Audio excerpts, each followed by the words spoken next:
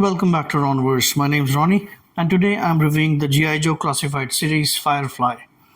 This is a bit special to me because the first time I ever bought a G.I. Joe as a kid, it was a Firefly. Nowadays we call those as O-ring figures, but for the time, it was something else. So let's start the review by looking at the box he comes in.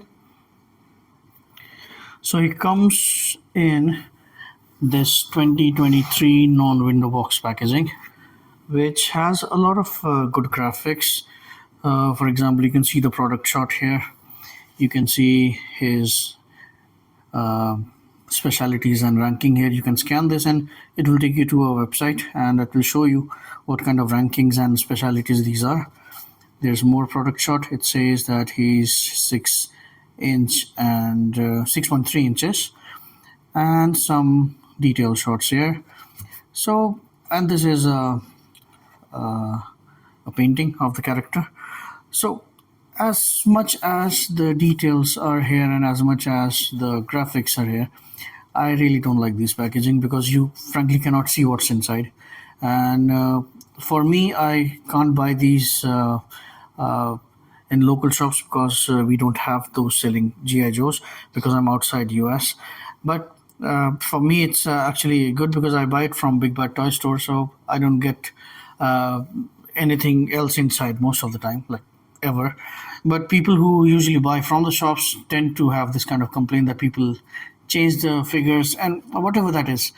If it's visible what we are buying, then it has a different charm to it. So the box. Oh, by the way, once you open this box, you will find this. This is where you find the action figure. So he comes somewhat like this. I'll show you the picture. He comes like this, and the accessories come in this. If you go through the listing on Big Bad Toy Store, you see that they say that he also comes with a footlocker, but you won't find a footlocker. Maybe they are mentioning this as the footlocker because this looks like a footlocker. So I'll give the packaging a 7 out of 10. So the first thing, the figure. Oh, look here. So we'll go through the sculpting details first. Before that, let's check if he actually stands 6 inches and 3 points. So here's my ruler, and he stands. Yeah, exactly 6.3 inches, which is around very close to 16 centimeters. So here he is next to Snake Eyes. He's nearly the same height, maybe slightly taller, which is a good thing. Now he is here next to a 7-inch figure, just for comparison. The very good looking McFarlane Skydive Bruce Wayne. Now here he is with the Hasbro Indiana Jones. They're nearly the same height, but maybe he's a bit shorter because he also has the hat. Personally, for me, it's a good thing that he's taller than others because in the movie he was also portrayed by a tall actor, Ray Stevenson. May he rest in peace. So, talking about sculpting, he has a lot of details, of course, being a classified series. So if you see the face, starting from the face here, you can see that they have given a lot of details to the eyes, and then the mask has some stitch details here. There are stitches around. You can see the t-shirt underneath, most of the bombs and the pouches. Because he's Firefly, he has a lot of bombs and detonators. A lot of things, a lot of different kind of sculpting, like the pleats on the trousers, the military shoes. So he doesn't have anything exceptional when we talk about being a classified series. but then he does have all the details necessary. So it's a pretty good set of details. Now, when we talk about sculpting, I always include the accessories as well, how good they are sculpted, how well they fit. I'll show you a few good accessories like for the sculpting purposes. See, this is the backpack which has hand grenades, some other bombs, something here which looks like an active worm or something, which has some kind of marking like an ECG going on. I don't know what that is. So nicely done. Here is his remote control car, which has very nice off-roading tires. And these things fit on his hands pretty well. So for sculpting, I want to give it a lot higher, but I will have to deduct something which I was going to come to later in the review during the articulation, but I have to show it here because sculpting is also what makes these figure and their joints so good or maybe bad. So he has decent joints except this. Not such a good sculpting after all. So even though it could have been an 8 or a 9, because of this I'm giving it a 7. Now the paint. The paint, again, as always, painting is usually good on a classified series, and this one is painted overall because of the camouflage gray that he wears. So there's not much of a plain plastic you'll see except on the shoes, which could have been painted a bit to show the details like these laces or maybe the straps. So they didn't do much here. But overall, the body is all painted with the gray camouflage, the very defining Firefly camouflage. These pouches are again painted, even though the rest of the strap is not. These bombs are painted. These, I think, flag grenades. These are also painted. You see some small bombs or pouches. Focus. Why? I'll show you here. See, they painted very well. See the red part. There is no leakage of the paint. It's very nicely done. Just that some things, for example, this gun holder, this sheath. Oh, sheath is actually painted. So this gun holder, these boots, these straps. There is still some places where it could have been done better. So painting, I'll give it an 8. It's very decently done, but it's not one of the best things when compared to the rest of the G.I. Joe Classified series. Now we come to the painting. Like I said, the face is very nicely sculpted, but if you look closely, I'll add some photos here.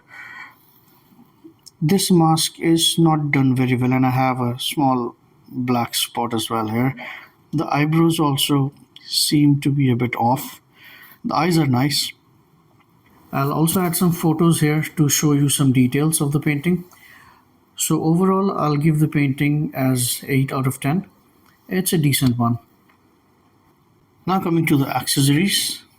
First thing is the goggles. Yeah, I hope you can see. Very detailed, very nicely painted. I think this is the red part being the infrared, and the green one is the night vision. Or maybe I'm just making those things up, but that's what it means to me. This is the remote control car.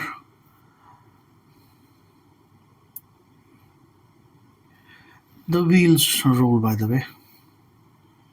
They're not very freely rolling, but they do roll. He has this knife. He has a silencer. He has a submachine gun, which is also nice. It's not painted, but the material they used is kind of a shiny material. So somehow it looks like it's painted. He does have a small handgun. He does have these mines. I think these are called proximity mines. He does have a remote for that RC car. And the best part is most of the things can actually be attached to the backpack. For example, submachine gun goes here. The RC car goes here. Now the goggles goes here. It's a pretty nice look. Looks very nice. The knife goes on the sheath. The gun goes on the holster. In the holster. The silencer. Wait a second. The silencer goes on the rifle. Also, they have given space to attach these mines. So everything can be fixed except the smallest thing, which is the remote control. That's too bad.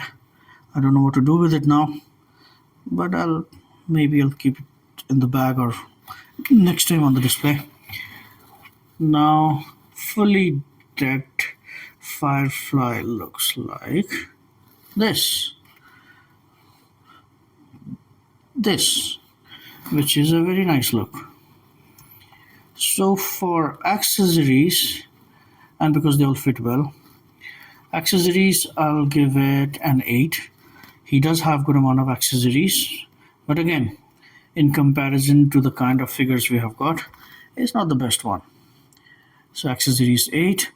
Now we come to something which right out of the box I knew is going to be bad for this one, which is the articulation.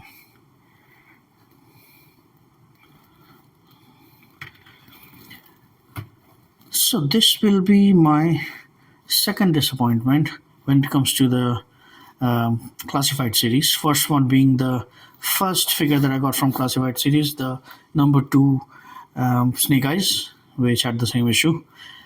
If anyone knows how to fix this, then please comment on the video. That would help me a lot. I will start showing the articulation here, starting with the head. He can look down this much because he has double joints, pretty decent, and he can look up not so much. No, it just gets stuck here, so he can't look up much, just very slightly. He can see side to side. There is a tilt, nice tilt, because the tilt is there from the neck as well. Shoulder goes up this much, which is good. He has a decent butterfly joint. Bicep swivel. Double jointed elbows. As always, very good on a Classified series.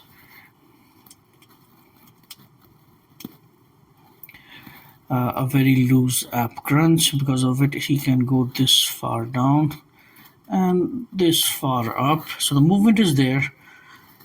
The design was there for a decent movement, but then they made it somehow very loose. And if I shift this down, I notice something. However, the belt being there, it does not show the issue. But if I push this down all the way, there is a pretty large gap. I don't know how this body is different from the others, because they know how to make decent movement and decent bodies, but I don't know what happened here. So he does twist from the waist, so that's there.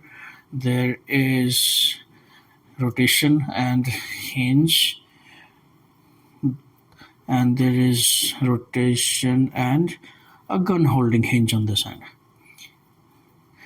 The hip goes this far up. This one gets stuck a bit because of the holster, but still it's a good movement. And these can be dragged downwards like all other GI Joes. This goes this far up, which is nice. This far back, double jointed knee, which is pretty hard. Okay, that's the best it can do because of the calves. So it's nice, not bad. Then the foot comes down this much. Why am I losing focus here? And it comes this far up. Very good. And there is the side to side.